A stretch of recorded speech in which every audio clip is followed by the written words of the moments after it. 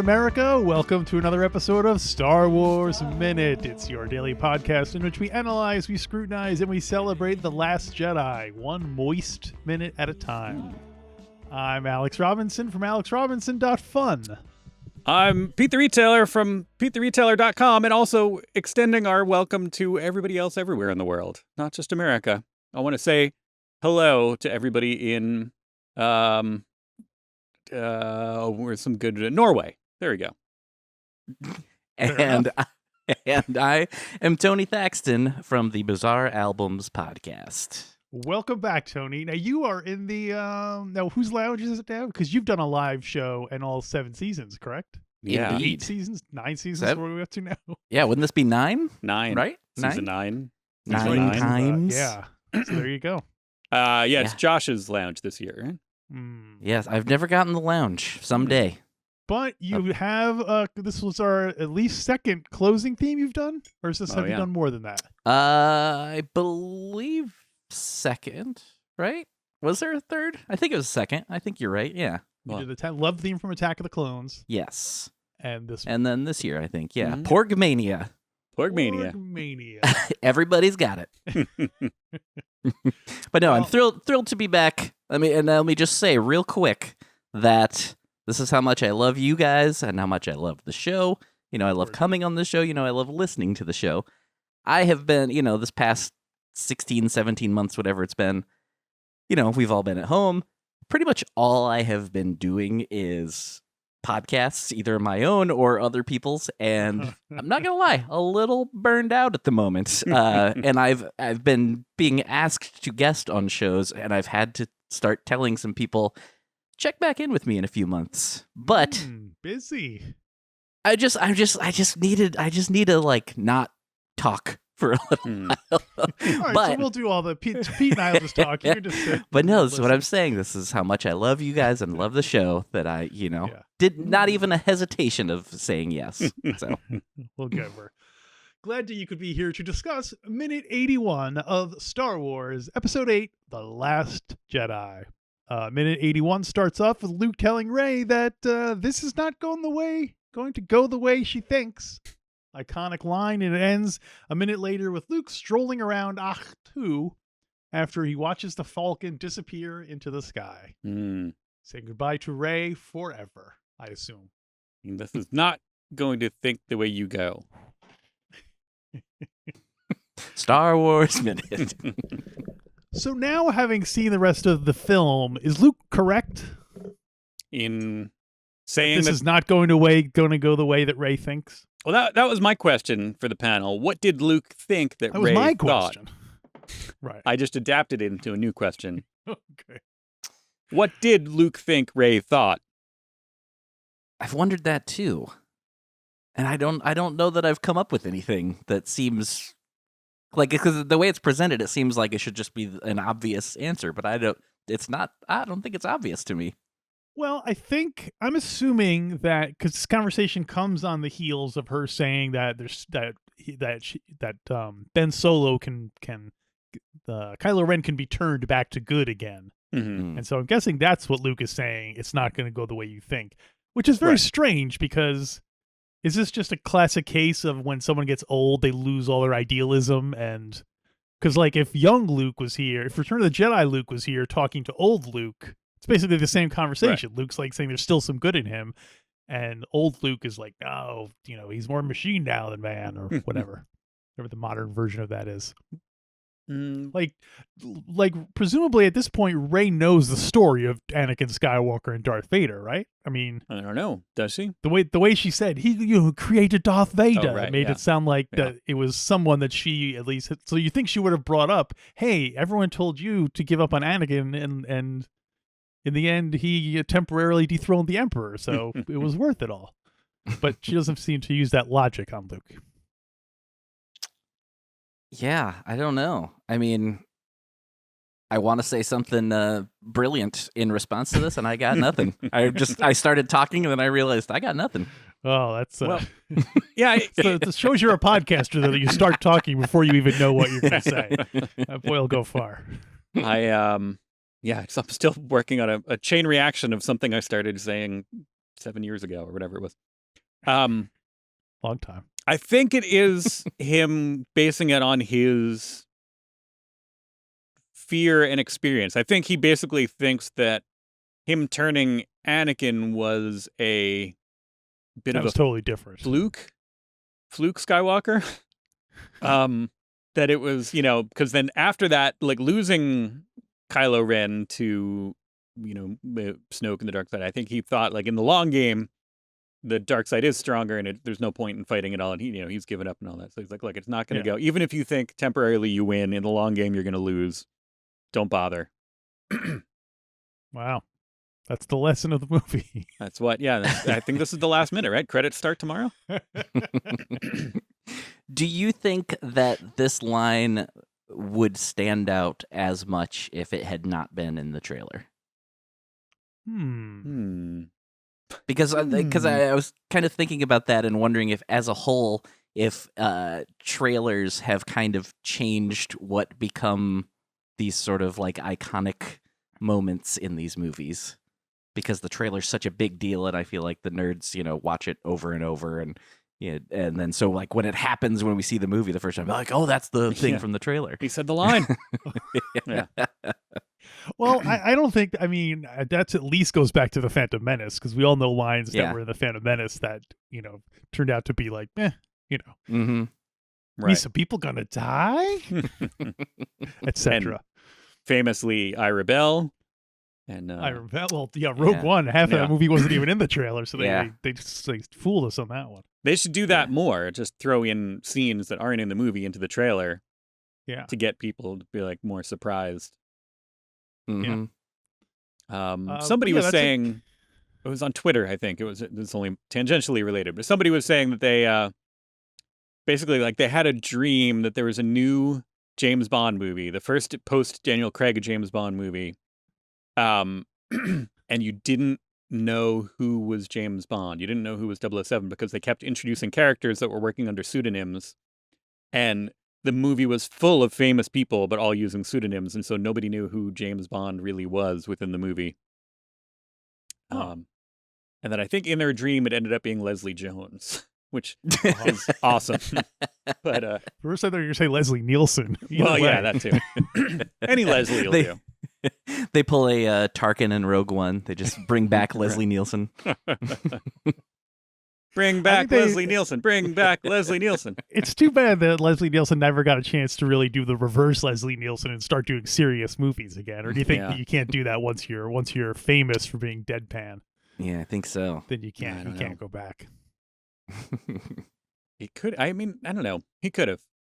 It would have taken one. One strong Quentin role Tarantino to as the villain in something, you know what I mean? One kind of role in a thing where he's like an absolute monster for people to be like, oh. Yeah. I think like if Quentin Tarantino had done like a blaxploitation film and Leslie Nielsen was the bad white guy in it. Cannot picture that. Really? Because I thought. I mean, I can on paper that seems like the type of thing he might do, but I cannot for the life of me picture Leslie Nielsen as the villain, as the antagonist in a blaxploitation film. I feel like they frequently had like white corporate guys as their. Oh yeah, but Leslie Nielsen, put in your head right now, Leslie Nielsen saying the N-word. I cannot.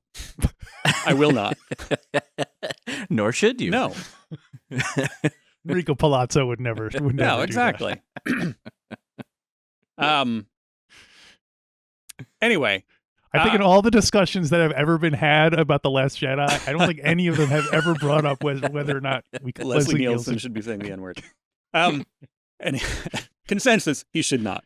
And thank goodness we don't have to worry about that now. Yes. Speaking of, I guess it's not a trailer line, but speaking of lines that stand out, I feel like a line that should stand out is they talk about our last hope. He's our last hope.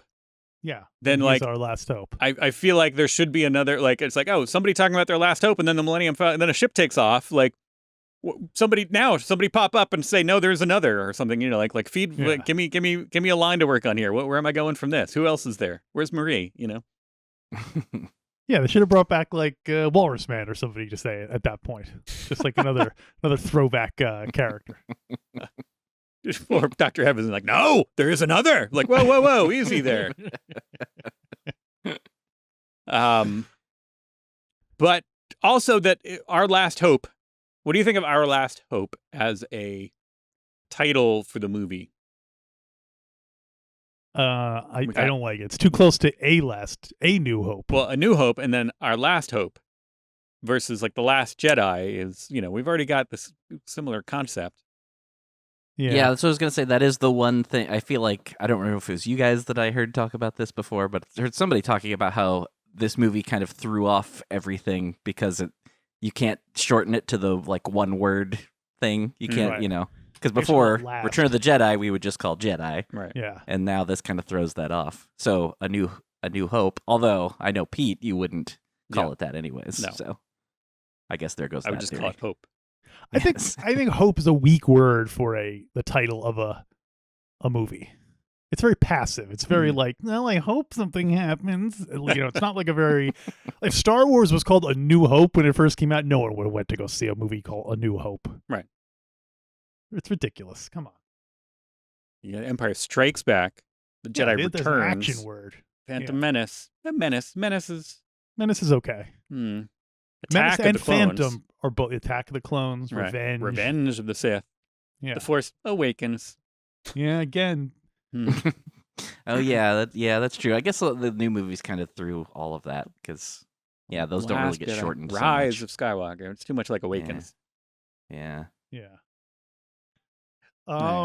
So that we also get, in addition to that line paralleling, doing a little bit of ring theory with A New Hope, we get a ring theory to earlier in the movie where we see Rey once again extending the lightsaber out to Luke, like, this is your last chance to take it. Like, don't make the same mistake. Last hope. Yeah. And then when he reaches out to grab it and she pulls it away, like, and then he like, come on, seriously, like, oh, it was just humiliating. Come on, Luke. And he keeps like, she gets him all the way to the Falcon doing that because he keeps like, no, for real. And he keeps like moving like 3 steps forward and she pulls it away. Like, oh, no, I'm sorry. Here you go. Oh. With some of the humor in this movie and in a lot of the deleted scenes, it almost would not surprise me if that would have been attempted at some point. I think she should have put up a little sign outside the Millennium Falcon with an arrow saying "free power converters," like inside. A little Wile E. Coyote action on. Or go in and be like, "Oh, R2D2 says he has another message for you." Like, "Oh, look what have wandered in," and then to lock the doors and take off. It also, it would be funny if he took it again and then threw it behind him again, and she was like, "Stop doing that!" Like, she had to go climb and down and find it in another porg nest. It's her first test is to see if she can climb down. So Tony, what do you think? Do you have any opinion? How do you feel about Hermit Luke in general? We're getting close to the end of Hermit Luke, so anything? Were you happy about that development? Disappointed? It definitely did it go the way you think? It did not. Is every word about this sentence wrong? I remember, being thrown off immediately when that first trailer came out. It already like quickly seemed like, because there was some lines in that I, the thing where they kind of throw something in and you think like, this is probably out of context. Yeah. But who knows? Because there was it's time for the Jedi to end line. Yeah. And I remember that was my first thought. I was like, wait, why is he? No, this is like so out of context. That's not what he's. And then we found out he was really saying it's time for the Jedi to enter the big dance contest. But I don't know. I it wasn't what I expected, but I like it though. I have a complicated relationship with this movie, as I know kind of the world does. This movie is like high highs and low lows for me. It literally has some of, if not like my favorite of any Star Wars scene, and then some of my least favorite of any Star Wars scenes. But the Luke stuff I'm okay with. I definitely that first moment when he tosses the lightsaber. Was not expecting that for sure. And it did sit with me did not sit with me well that first moment. But then kind of as it went on, I kind of was a little more accepting of where this was going. But that initial toss, I know, was it was supposed to throw us. But yeah, we are the lightsaber. In that we are the children. Exactly. But yeah, of the issues that a lot of people have with this movie, I know the Luke thing is a big one, and it's not for me. I have other issues, but it's not Luke. Will we get to any of those issues this week, or do they happen other weeks? I'm assuming mostly, you watched the minutes ahead. Mostly other weeks, yeah. Okay. Mostly, yeah. I think most of my problems are in the earlier parts of the movie. Yeah, that you guys have already covered. Like the crawl. Yes. Well, honestly, coming attractions. Right after the crawl, that initial opening of the kind of jokey beginning with the Hux call, and I don't love the Canto Bite stuff, and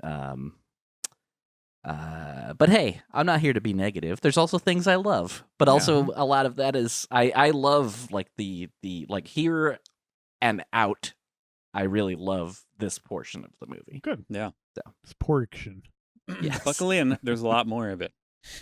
Mm-hmm. Buckle in. Buckle up.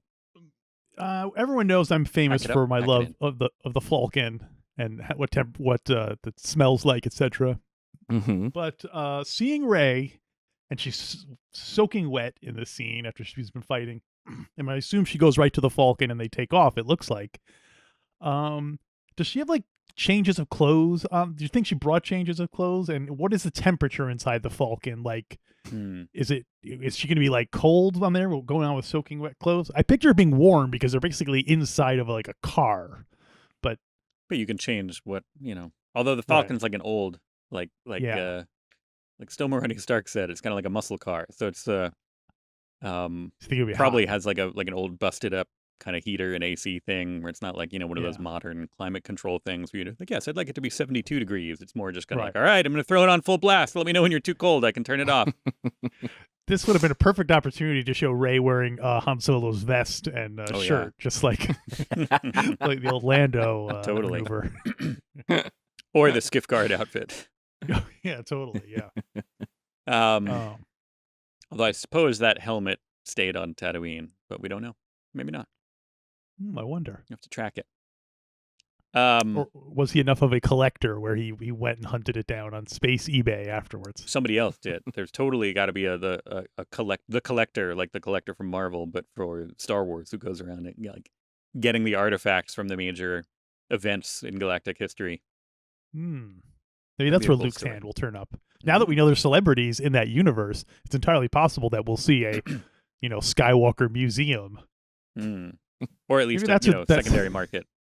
Yeah, that's what episode 10 should be. It should be Rey Skywalker suing a unauthorized Skywalker museum. There you go. Skywalker v. Skywalker. That's the name of the movie. Episode 10, Skywalker versus Skywalker, and it's just like a legal battle where she was suing. Would it be on Tatooine? Would it be like this was where Luke was born, and we turned it into a museum? Into a gift shop? Well, he wasn't born. Remember, he was born on an asteroid somewhere. But for the marketing purposes of this schlocky museum, they're going to say that. I guess probably it'd be like one of those disputes where the asteroid was saying we're the original birthplace of Luke Skywalker, and they're saying no, we are the birthplace of. It's like Tupelo versus Graceland. Exactly. Yes. Exactly. Yeah, I don't know. I could see it being. I think the asteroid is a lot closer to the galactic core, right? Tatooine is far out there, so I can see that getting visited more. Yeah, we put it on the asteroid. So I don't. We'll find out in episode 10. In 6 years, is that what we said? Speaking of exactly what you were talking about before, since it's raining here, well, at least when we start, when do you think is the last time the Falcon got washed? Because it was on Tatooine forever, where there's no water, and then there was Jakku. It got Jakku. Yeah. Sorry, I get them confused too. I can't imagine why. That's racist. Then it got sucked up into that other ship. It got Rathtar guts all over it. It got, Oh, yeah. Flew out into space. Did I guess maybe a Starkiller base. It got some snow on it, maybe, right? Didn't it get? Oh, like, that's true. It got When kind it of crashed. Oh, yeah, it crashed in the crashes, right? snow. Yeah. But I don't know. Like, when is the last time it got a good wash? Do you think they wash ships? Is there like a ship wash? Yes. Ship wash. It's powered by squid heads who. Oh, their head now that's racist. Yeah. Is there a thing like where they or just flying through space, like just leaving the atmosphere, clean off your ship every time? Although, because the Falcon always looks a little bit dirty. Yeah. So I would think that it's not. They at least have to paint them or something. No, I want to see it painted. Do you? I'm disappointed that we don't see more colorful ships. That we don't see ships that have like customized paint jobs on them. Because that would have been cool if when we saw the Falcon after all these years, like somebody had painted flame, something cool, Right. like the side of a like the side of a van, like the Right. wizard, an airbrushed wizard shooting Like a panther. Yeah, exactly. But it would be like a star. It would be like a Nexu or something. Yes, exactly.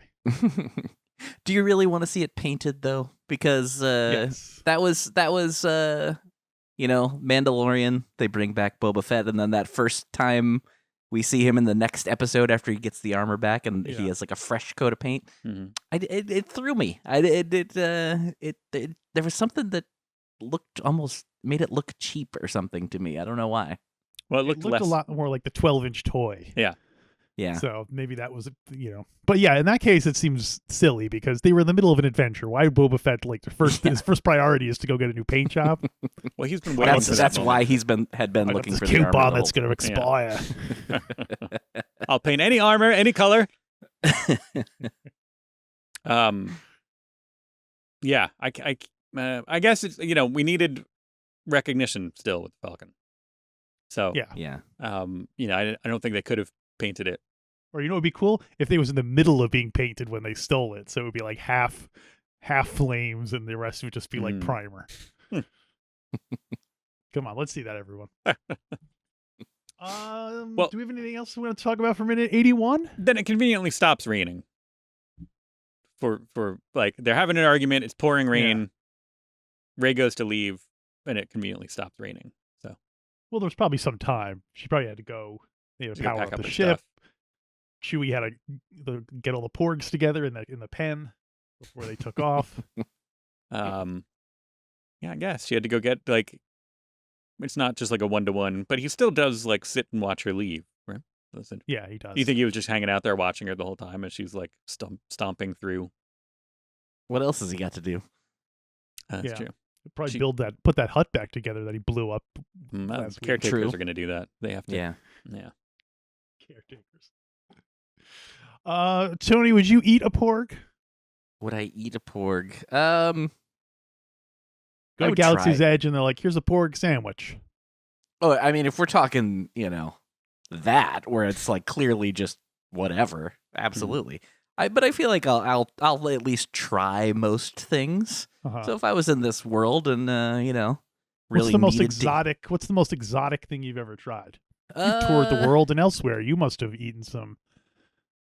I'm sure. Oh man, I'm trying to think. I've definitely had some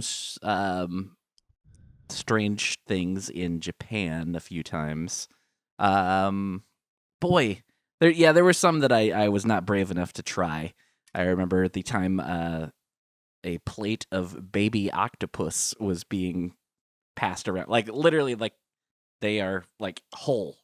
The entire baby octopus. I passed on those. I did not try that. That was one thing I felt I didn't need to try. But yeah, nothing. I can't think of anything too crazy off the top of my head. I remember Pete convinced me eating not to eat octopus. Yeah. Too smart. Yeah. Sorry, but go ahead. I interrupted your story. Oh no, it really was. It's barely even worth mentioning. Just that Fair I enough. was at a Japanese restaurant once and had some what I thought was beef, and I was like, oh my god, this is like the greatest beef I've ever had in my life. This is so good. And then after I had it, I found out it was tongue, which I know, that's a Beef thing tongue? people eat. Or Yes. okay. But yeah, I think I maybe wouldn't have tried it as non-hesitantly. Mm-hmm. Is that the way to say that? I don't know. But now that you know that you enjoy tongue, would you eat it again? Yeah, I have eaten it again, actually. But it's never been as good as that first time. You can never beat the first tongue. No. Oh. Tony Thaxton. Now I'm expecting the drop from Alison Rosen's show. Tony Thaxton. Well, speaking of Tony Thaxton, Tony, you have a podcast you call Bizarre Albums, which we're all fans of around here, and Patreon supporters. Thank you. So I do. We encourage people. Is it bizarrealbums.com? Yeah, everything is there, and then it's also just wherever you get your podcasts. You know the drill. But yeah, there's a couple Star Wars episodes out there. I think I say that every time, but it's true. I'm not lying. And our listeners also like other things sometimes. I would recommend. There's a lot of good. Impossible. Often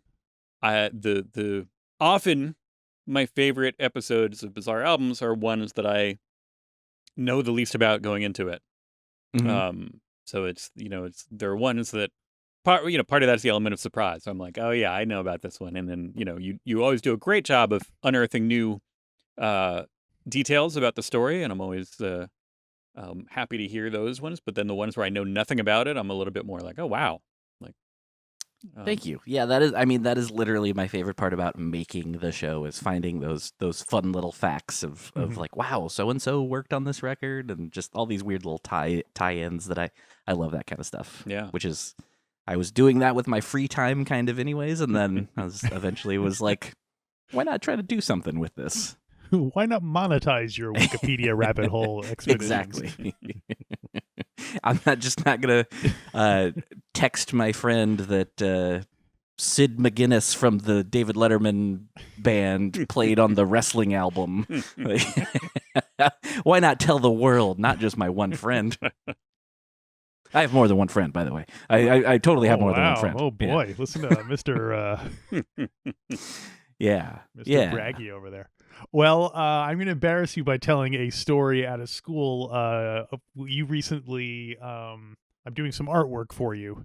And I was talking to a cartoonist friend of mine. He's like, oh, what are you working on? I said, oh, I'm doing this thing for... this friend of mine does this podcast, Bizarre Albums, and he's like, "You're friends with the guy who does Bizarre Albums?" And he had and it was so weird that was now he was like, "Oh my gosh!" So there you go, you're famous. Yeah, I got to throw around your name in front of this guy and feel like a big well, that's very flattering. Tell him I said hi. Oh wow, I will. True story. He says hi. Alex gets points. That's right. Yeah. So Well, after you're done checking out Bizarre Albums, you can check out Pete's not solo podcast, side podcast. Solo's next year. Yeah. Oh, that's right. Yeah. Never mind then. See you guys tomorrow on Star Wars Minute. Star Wars.